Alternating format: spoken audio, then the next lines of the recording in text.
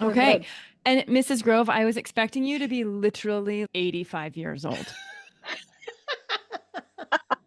I'm just Some days saying. I feel 85. Yeah, It no, was so funny when I'm that 54. 54. you look good. When Okay. that picture came through, I was like, oh, Mrs. Grove is our age. Mhm. It's okay. Just because Mrs. Grove, I just assume it's an elder. I know, and Noelle has always called me Mrs. Grove. I know. I'm Vicki. I'm Jen. Don't call me Mrs. Lansing because I don't even know who Yes, that is. please. I Yeah, think it's please like my don't call me grandmother. Mrs. Grove. Yeah, I'm really Noelle, sorry. are you older than me or am I older than you? I'm older than you, How old are you? 56. Okay. And she's calling me Mrs. Grove. It's just so funny. That's why I expected you to be 85. There are people that are married to spirits. Yeah. Oh, I haven't heard of that. Uh-huh. And they have orgasm, intimate or so I explained it. So this weird thing, I was in the water with dolphins and it was a craniosacral therapy type of a thing. And then I was floating in the water and the dolphins are not trained to do it. They don't have to stay there. They can go and leave whenever they want to, etc. And the dolphins were totally communicating with me. And I said, okay, Very guys, cool. you know that I can't get this right now. And they said, oh, don't worry. This will download when it's supposed to. But then I got this. I thought I was going to have an orgasm in the water. And that would have been hilarious because my daughter was in the water with me and a bunch of other people. And I would have been, Oh, and it's so cold. I like, Oh, it's cold. I share an office with my husband. He's probably like, what the F is What going is she on? doing? But I thought I got so much intense energy from those dolphins that I thought I was going to have an orgasm in the water. So there is something about I could actually see if you're committed to one spirit person. Hello, why not ask for a vibrational orgasm? And I know people that do this also. I do. I love know you, Noelle. two I don't know people. how you know these people. Two people I'm actually really close with. One has a connection with somebody they knew in this life who's been gone for a long time, who brings, and I don't know exactly how it plays out, but brings a lot of sexual energy to that person. And then I have somebody who does a lot of energy work and they can channel this energy of ecstasy. And I keep forgetting because I forget fucking everything. But there are times when, especially when I was trying to connect with myself, where it occurred to me to invite in the energy of ecstasy or the energy of Orgasm? I forget what it was exactly, but I could feel energy coming up my legs. So the third could not be a person unless Literally you and have figuratively. somebody, but it could be an energy of something.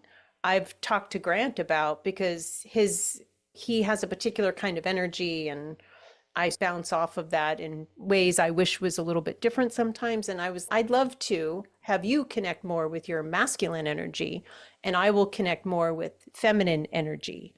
And that may bring something. We are going to have to introduce Mrs. Grove, but I will tell At some you, point we'll get there, but I'll read your bio in a little bit. This Yeah, is the best whatever. conversation ever. No, Vicky's not mentioned one thing. I do think I brought up using spirit Good as the point. third. That's a good point. This is all you. she's No, already yeah. part of this conversation, so I think I've we're already when you good. come started. Yeah. back. But But we should introduce her at some point. Yes. yeah, but hold on for 1 second, then I'll read her bio. Okay. But I never thought about reaching out to orgasm energy when I'm having intimate sex with my husband. Why not bring in the energy of orgasm? Or tantric healing or I whatever just want a occurs good to you. orgasm. I'm with you on that, sister. So we all have a homework Yeah. assignment now. Yes. Have you ever thought about that, Vicki? Never ever. It makes sense. You've had, I don't know if you've had, I've had dreams and you wake up having a full orgasm. I would love that. No, I've not not had touching that. myself. Nobody's touching me. You've never had that? No, you've had that. No, I haven't. Oh. It's Just the other day. Yeah, I'm proud of Mrs. myself. Grove is like, I have orgasms, and I'm not always having sex in my dream necessarily, but wake up having a full orgasm. Wow. There's energy out, right? Not being Hello, touched. bring it on, I please. don't even have to ask for it. It just comes to me. Okay, I want to know how many times that's happened. throughout my life, regularly, not once a month, but it is very common. Do you know other people that have that experience also? Really? I think I Is this do. a common I have topic for friends. you? So how was your dream state last night? I'm going to ask my next time I get together with any girlfriends, I'll be asking them. But Please. I think I know that some of them have had that. Wow. I haven't even heard of it. But it makes sense. I love it. Yeah. Me too. We'll work on that, ladies. Wow, let's work on it. Okay, Vicki, Yeah. I'm going to read your bio. I don't even know what's happening to me what's going on in my life when that pops up. I don't know. I'm excited. I want you to start journaling about that. Write a book about it. Ooh, so cool. Anywho. How do you two know each other? Is it okay if you talk about that? Yes. When I was an intern after I graduated from my master's program in counseling psychology, was working on getting hours towards being licensed. Noelle was my supervisor. Yeah, I had no idea. And she was my favorite supervisor I ever had, just because she's so cool. She is pretty fun. Yeah, she's pretty fun. And she brought some of her woo-woo into our supervision, which was so cool. She used to brush our energy, come in all, oh God, I just had this client. She would brush off our energy, and she did some cool stuff. I love hearing that. Mm-hmm. Seriously, those are things Noelle has taught me a lot about just how to let the messages come in freely without analyzing them all the time. Just being like, oh, there's a message, whatever. That's been really cool. We're now going to introduce Mrs. Vicki Grove. We can just call me Vicki. Okay. Can we though? You can also, no, you've always called me Mrs. Grove, so I'm okay with that too. I think I have to stick with it. Let's welcome Vicki Grove to the show today. Vicki Grove is a licensed marriage and family therapist. She is certified EMDR trained. She has a private practice in San Marcos, California, where she specializes in treating adults with a history of trauma, including early childhood sexual, physical, and emotional abuse. Most of her clients are women with a history of sexual abuse, including survivors of human trafficking and active sex workers. Vicki has a Bachelor of Science degree in biology from UC Davis and a master's degree in counseling psychology from Argosy University. She's been married for 33 years, has 3 adult sons who keep her a little rough around the edges. She is known for drawing anatomically correct drawings of the vulva on cocktail napkins, pun intended. And although she has never spoken to her vagina, she is quite comfortable talking about it, or her. Let us all welcome Mrs. Vicki Grove, who I call Mrs. Grove for simplicity. And I will be calling Vicki. There we go. Welcome. Welcome. Thank you. Yeah, I'm so excited to be here. We're thrilled that you're here. And I first off, I just want to dive into the anatomically correct vulva. Do you just leave those at the bar randomly, or are you trying to teach people? I don't know how I got into this thing that I do. I haven't done it in a while, actually, because everybody I know has already seen it. Your specific? When you not mine. Only a few have seen that. When you are together with your girlfriend, we talk about this kind of stuff. And I just find that most women, no men, and most women don't even know what their body parts are, right? What they're called, what any of that. So where I learned it, I don't know. I've always known. No, I was curious if you just leave them randomly. If you just like sign your name to them and then just leave them at the bar. Probably I should. You should.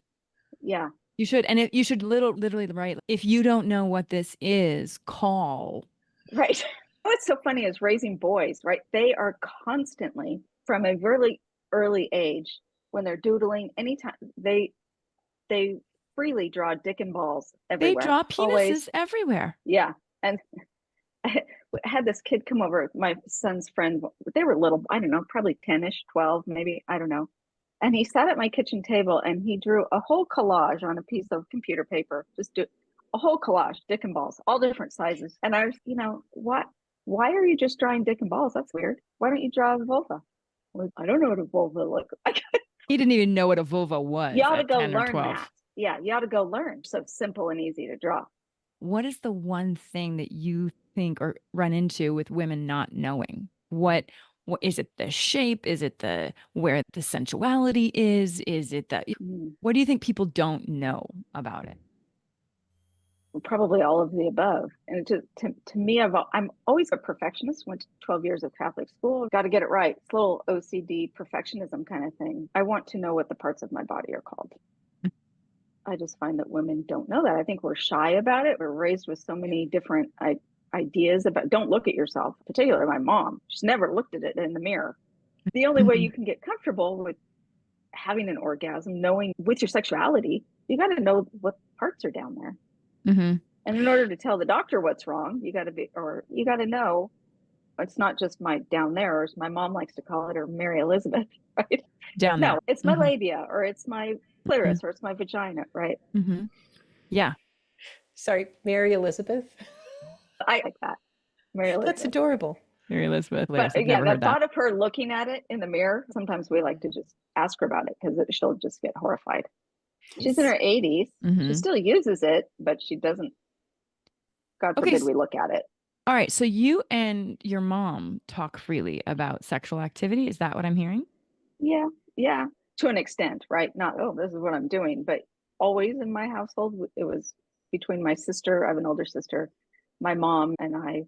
She was always very open about body parts and told us about those things. So it was always, I don't ever remember not knowing what my parts were called, and it wasn't a sit down discussion. Today we're going to learn it was just an ongoing thing. I always say sex education begins very early, and it starts with just knowing your body parts. And they're not a big, you're telling your 2-year-old, that's your vulva, that's your elbow. It's not such a big deal. It's not so hard to talk about it when she's 12. I completely agree with you. I have a daughter with a disability, and she's verbal-ish. Mm-hmm. She's incredible, amazing. She's the hottest thing around. Yeah. But she's 8. I remember when I heard the statistic that there's a huge number of little girls that have special needs that are sexually abused. We, as a society, we don't refer to certain parts with the correct name.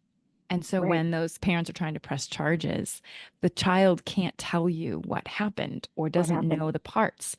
And so that's the whole reason why we started talking very clearly about, okay, mama is going to put soap now on your labia. You just talk about it, it's any other body part. Yeah, and I'll say there's 2 holes here. One is for urine and one is for not urine. Yeah. I don't exactly say that's where the penis goes when you're older. I didn't Right. say She's that. not quite ready for that yet. But I do think it's so important to talk about it. And I'll say your anus. And we use correct words. So, Yeah, I think that's really important. It's all so good. one thing I want to go back, I think this is something that maybe the 3 of us take for granted. You said, whenever I get together with my friends, we talk about this. I actually don't think that is as common as maybe we think. Thoughts? Pontificate.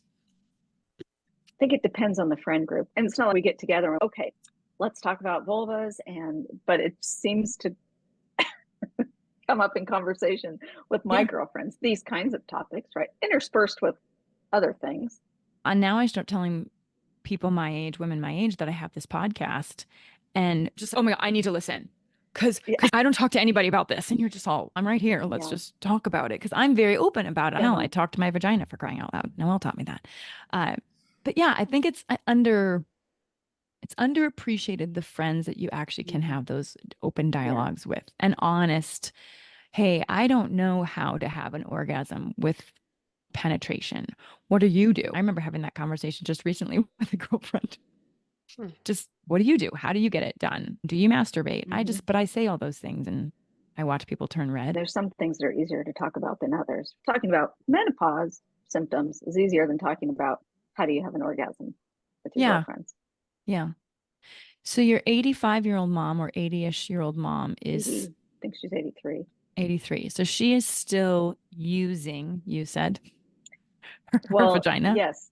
So they did tell us, they being my mom and dad, a funny story the other day. They have a king size bed, but it's a split king in the middle, hospital bed kind of thing. And apparently, not too long ago, within the last year, they were having an intimate moment, and the beds came apart, and my mom hit the floor right in the middle. My dad, 1 minute she was there, and the next minute she was fell into the crack between the two. And then, of course, they got into hysterics, and he had to try to figure out how to get her. They've never given us details about their sex life, but they've always told us funny stories like that. More Right. so as adults. They didn't do that when we were little kids, but yeah, so they're still active to some degree. What do you think is the key to that for them? How do you, because that's one of the things Noelle and I talk about right in the beginning is we don't want to be 70, 80-year-old women that aren't having sex. I want to have a sexual intimate relationship with my husband well into my 70s and 80s and 90s if I make it. Yeah. Why would you have to stop? Really? So I what do mean, you think is theirs? penetration might not work in the end, but they have always had a really strong relationship. They're pretty emotionally connected. Always have been. They have a lot of respect. My mom still thinks my dad is the cutest thing around. And I think that goes both ways. And I don't think they're having sex weekly, but apparently they're doing it. It's so cool. All right, we should probably talk about your expertise in sexual trauma. Yes? Shall we go there? Okay, we shall. We can. Yeah. Okay. I am just curious, one, how you got into this field, why it's important to you, and then maybe how sexual trauma really lingers. And as I'm going above and over my penis here, my penis, Your you know, phallic how my phallic microphone. Yes. It even has a little head on it. It's It does. circumcised microphone. You're right. For those who can't see it. I have never thought about that until right now, which is going to make me think very differently about it. It's a big penis. I would have a hard time getting that in my mouth. We digress. But how I got into it was working, actually, when I was working under Noelle, our company started a human trafficking division, for lack of a better way to say that. They started doing work in human trafficking. And I thought, oh, that sounds like fun. Just because I've always been drawn to everyday depression and anxiety, not to downplay that, but this sounded to me, wow, there's a lot going on there. This is pretty intense. I was older when I went back to school. So I graduated when I was 40, and all of it was wonderful to me. I couldn't wait to do all of it. And so this was just a really intense, interesting, new area. That's really how I got into sexual abuse. That's pretty gnarly sexual trauma. So that just drew me in. And then I wanted better ways to work with it. And then the EMDR training came up. And then once I got into EMDR, then that was the beginning of it. So for people that don't know what EMDR is, will you just give us the background on that? It's probably stands for eye movement desensitization and therapy modality that works really well with trauma. And involves use of bilateral stimulation. So it started out being just eye movements. That's why it's called eye movements, desensitization. But you can also do tapping, just any kind of bilateral stimulation on both sides of the body. Basically just gets both sides of the brain activated while you're reprocessing a memory. That works really well with trauma. Really any strong negative emotions, but trauma in particular. I'd like to add a little bit of a plug for EMDR. It can be a great modality for people who don't want to verbalize their trauma because it's really just happening in their head. They're going through it again. And the bilateral stimulation is the idea behind it is memories are stuck on one part of your brain. And then when you stimulate both sides, you're able to reprocess that memory in a different way. I have a friend who's been through a tremendous amount of trauma and started doing EMDR. And I can only imagine how helpful that would be because she isn't somebody who can talk about things. So that is one of the nice things about EMDR. Yeah. It's also not just for trauma, big sexual trauma or a car accident, just any upsetting negative. Anytime you have an upsetting emotion that you can feel in your body, it's worth doing EMDR. It can be really effective.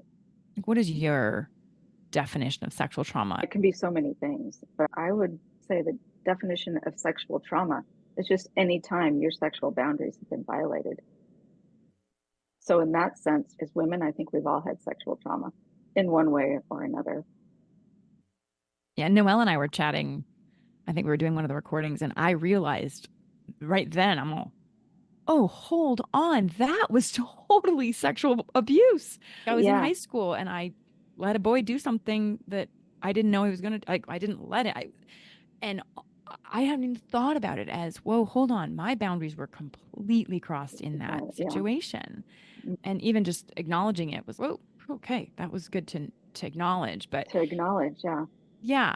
So when you look at how sexual trauma lingers in life, what are some of the things that you see? Or how does it manifest in an Yeah, older so person? I think it depends on your level of trauma. We all grew up in the same era where boys would slap you on the ass in high school, right? That's a sexual trauma. I didn't invite that. I might not have liked it, but it doesn't really linger now.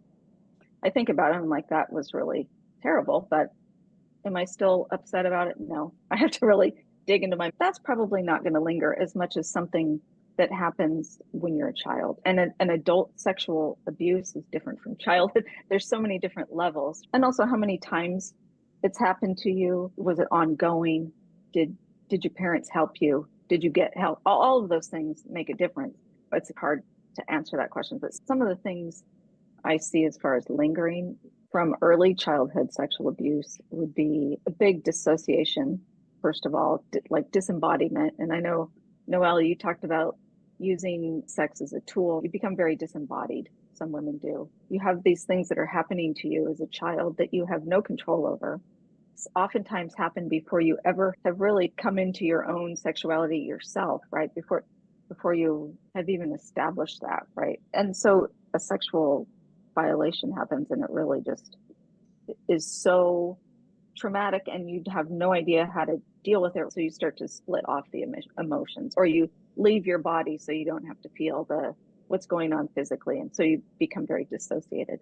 So I see that a lot, this dissociation, this just being split off from the emotions and also from your body. That's huge. Lots of shame, feelings of worthlessness, difficulty with orgasm, or really hypersensitive to orgasm, a lot of those kinds of different things. A lot of dissociation, which I think Noelle can probably speak to also. Yeah, and the shame. Now, I didn't have the experience that I know a lot of people have had about being, let's say, molested, but I remember working with some young people who were, and I just remember sitting with the idea of them feeling very betrayed by their bodies because they were old enough to, let's say, have an orgasm or come in some Right. sort of way. They likely would because they were being physically stimulated, and then they just feel even more shame and out of control Yeah. because their body did something that sold them out. Yeah. A lot of layers. It responded to sexual stimulation, right? It did what it's biologically meant to do, but now you have this Right. guilt because your body actually had an orgasm. That's really common. That interferes with adult healthy. Yeah. And probably never wanting to have an orgasm again. There Right. has to be a part of that person that says, oh, when I had an orgasm, I was in that situation. And I will close myself off to that. Makes sense. Yeah. This is some heavy stuff. So it's real. And I think we probably, before we, just as a side note, this obviously is pretty triggering and could be triggering for certain people. Yeah. So Put the trigger alert on. we'll make sure. And I know triggers tricky, but I think we definitely need to make sure that we talk about the fact that this could put people in. I'm just going back to my sexual experiences early on and thinking, did I have someone? I remember a gymnastics coach tickling me too much and holding me in a way that was wrong. Those are things that pop into your mind as you're listening to this stuff. Oh my gosh, hold on. I remember as a child, I was uncomfortable. I think a lot of kids, even little kids who never knew anything about sex, they have a sense that it's not right. There's something, it's not right. Even if it feels good, right? It feels good, but there's already a sense of this isn't right. Yeah. And that's intuition. I believe a lot of that is that child just knowing, oof, that person doesn't make me feel good about the situation or myself. When we hear our children say that, we need to listen wholeheartedly. The other thing I'd love to chat about real quickly is when a child touches themselves. Just recently, Teal was touching herself. I don't think she was getting extreme pleasure out of it, but her hand was down there. It was actually yesterday. Years ago, parents would have said, oh my gosh, stop that. Stop touching yourself. And maybe people still do it now. Stop it. And a little boy's, hello, it's swinging around all the time for them. Yeah. Yeah, we think it's cute. Oh, look, they found their penis. My boys found their penises. They've never forgotten it since, It's true. but it's more normalized. So I'd be curious how, from both of your therapy's perspective, how do people talk about it with children? I know this podcast isn't supposed to be about children, but I'm just curious for parents. That's an important question because it's part of developing positive feelings about your body. Again, it starts really young. It's so normal. And how awesome that she's feeling her body. I think you just normalize it. Some people are like, that's a great thing. It's totally okay what you're doing. Something we do in the privacy of our bedrooms, but not shaming them, not, oh, don't do that, right? Mm-hmm. Well, and shame, it lingers. Shame lingers a long time. A very long time. It's hard to unravel that. Really appropriate for her to be doing. Yes. I'm all about age appropriate stuff.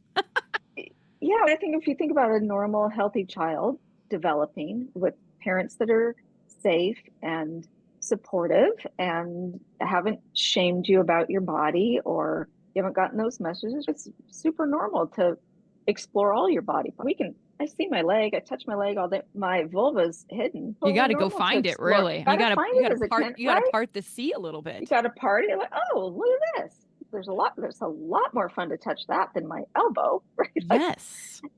That's part of normal, healthy exploration. And then sometimes it turns into a little, oh, I'll show you mine, show me yours. All that's totally normal. And how you start to feel good about your body and connected. Your sexuality is such a deep spiritual part of yourself. I mean, it really is. And so before you ever get a chance to really come into that on your own, that gets violated. That is a serious spiritual violation. Very different than physical abuse. We kind of now veered off onto trauma again. I think what your daughter's doing is really healthy and positive, and maybe you have to redirect her to her bedroom if company's over, but. Yeah. Noelle, you were going to say something? I'm just thinking about times when I can remember one time in particular being in an elevator with two men. I was in my early 20s. I had actually just lost quite a bit of weight. And I usually keep extra weight on because it makes me feel undesirable. But I remember I had lost weight and I was feeling very vulnerable. And I remember being in an elevator with a coworker and like the custodian of the building. And I felt so violated by his energy or how he looked at me. So even just picking up on somebody's intention, seeing their gaze, feeling what that means in that moment. He was probably in his 60s. I was 20 something, but I felt so imprinted by how vulnerable I felt. And there are times when I have lost weight and felt comfortable and confident. And then I have what seems like a relatively benign interaction. This happened a few years ago where a man was trying to be flattering, I think. But whatever he said, it really messed me up because I don't want attention I don't want. It sounds picky in a way, but there's still a lingering thing of men feeling like saying sexually inappropriate things to a woman of any age is meant to be flattering and that it should be flattering, but really it's not always welcomed. There's how sensitive we are to things and not to discount ourselves for how those things impact us. I wish I didn't feel impacted. I have a huge list of other stuff that seemed way worse, but those things really triggered me when they happened. And also just thinking about, you were talking about your mom will say down there, meaning her vagina, but she sounded, from how you described her, she was very open with you and your sister talking about sex and your bodies. And what I'm reminded of is that we have to be really okay with ourselves to be able to be the person to make it okay and normal and acceptable and just run of the mill. There's your elbow, there's your vulva with your children, if you have children. So becoming healthier creates us to be healthier towards other people, but we have to be more aware of ourselves to be able to do that. I see that actually as talking about the lingering effects of trauma, also very common, the weight gain and the being bigger so that you're not attractive. I've also seen it go the other way with some anorexia, right? Being so thin that you weren't attractive. Pretty common. Yeah. Your body's pretty amazing, isn't it? Just the concept of all of that, just and how I think what you said, Noelle, is so very important.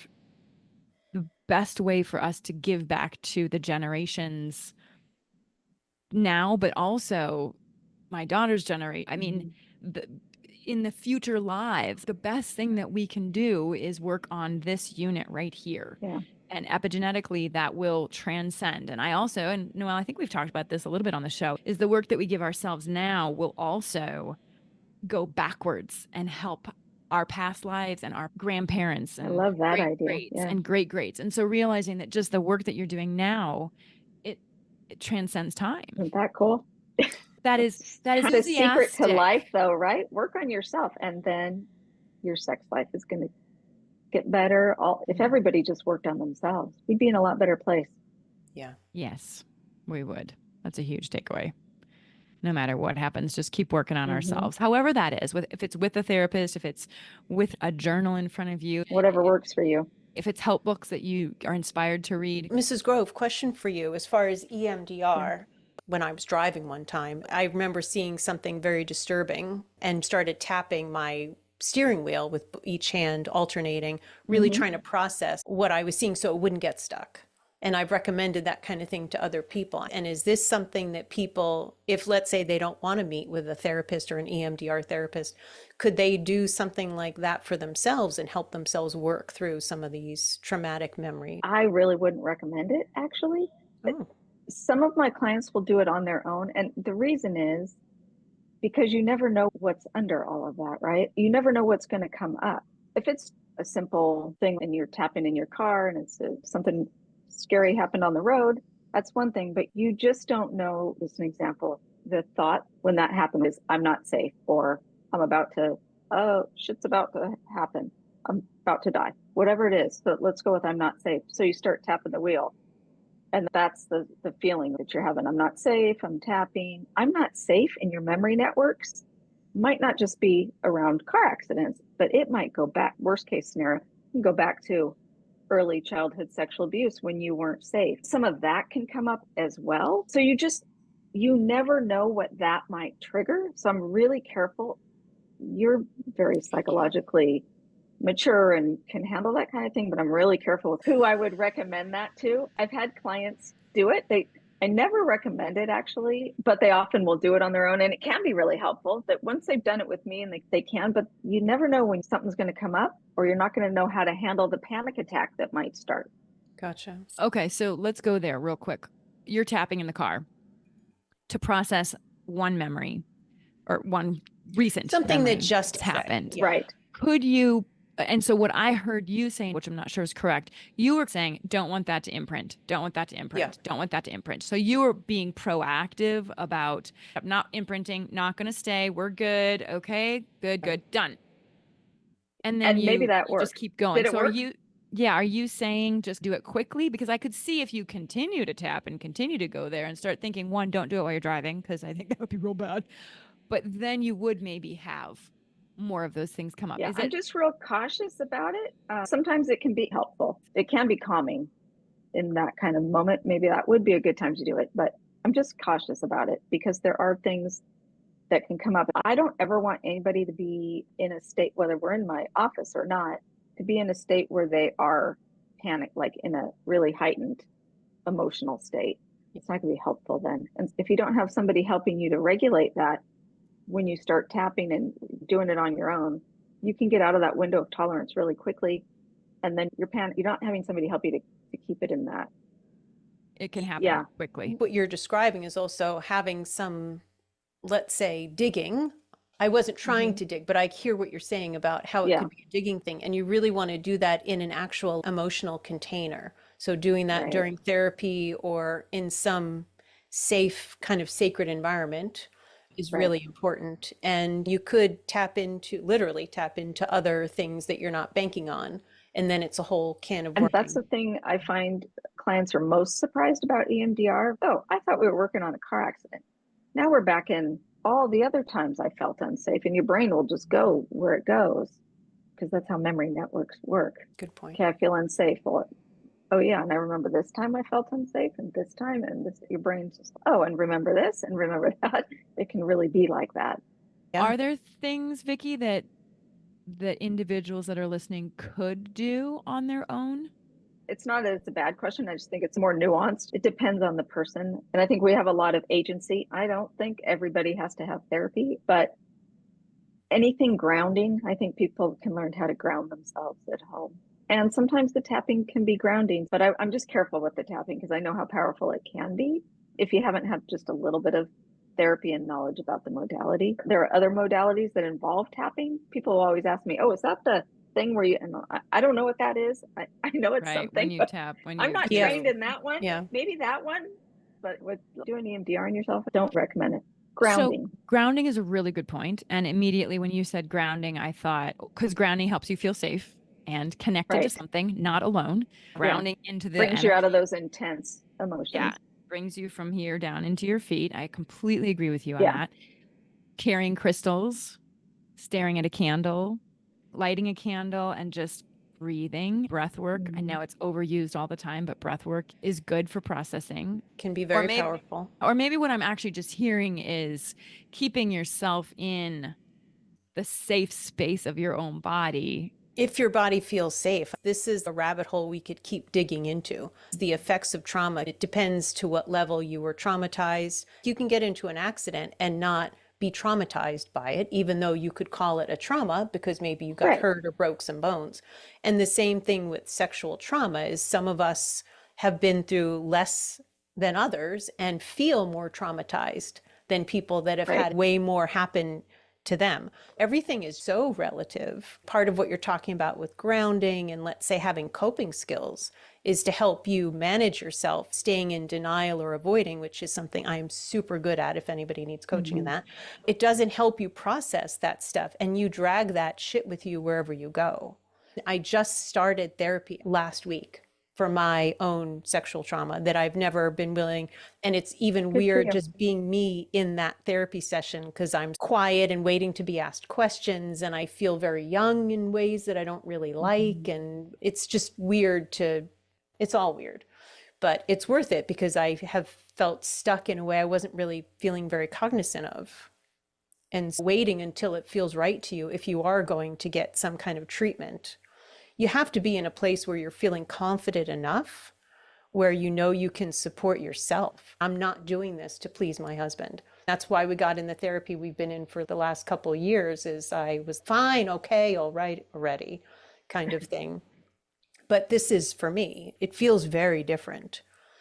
And it's good to be in that place. And I could die and not do it too. I think it depends on what level I want to unearth things and be willing to see how that plays out, where I end up emotionally after that. It's tricky.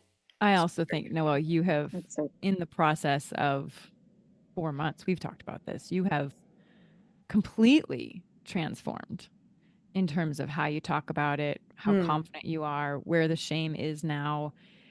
I just see a completely different person. And so now it does seem like a good next step for you. That's so freeing. I've been sitting on it for 28 years. Yeah. So Yes, you're, it's going to take you probably 28 minutes to get through some of the residual shame. At least. 28 minutes. Give or That's about take. right. Yeah. What I want people to hear is it doesn't have to take 28 years then to get Absolutely back. not. Yeah. And things, when you're ready, when you're in a safe spot, when you're really open to the change, it can change very quickly. And I've seen so much change in 4 months. I have felt that in certain ways too. And I have also in some ways sabotaged myself by waiting so long. So I have 28 years of experience on top of that. I now have to dig through some of that to get through that. It is what it is. It's been a phenomenal conversation, Mrs. Grove. Vicki, thank you so much for joining us. If anyone has questions for Vicki, you can send them to us at vaginawhispering@gmail.com. Or, Vicki, how do people get in touch with you? vickifgrove@gmail.com. Or my website is www.therapistnorthcounty.com. Okay. And that's North County, California. So if people are wondering where San Marcos is, that's down near the San Diego area-ish, North County. Wonderful. Thank you so much. Is there any last bit of information that you want other people to remember and walk away with? If there's one little nugget that you've got to share. Well, I just want to send you all the energy of orgasm in your sleep. May you all wake up having the best orgasm of your life. I Hell yeah. cannot wait. I know I cannot I wait for think my you're going to. husband to Please be let like, me know if it happens.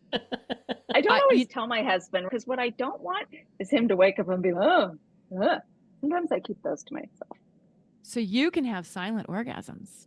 We digress. Thank you so very We much continue. for joining us. Yes. And You're we'll have you welcome. It was back my because I think pleasure.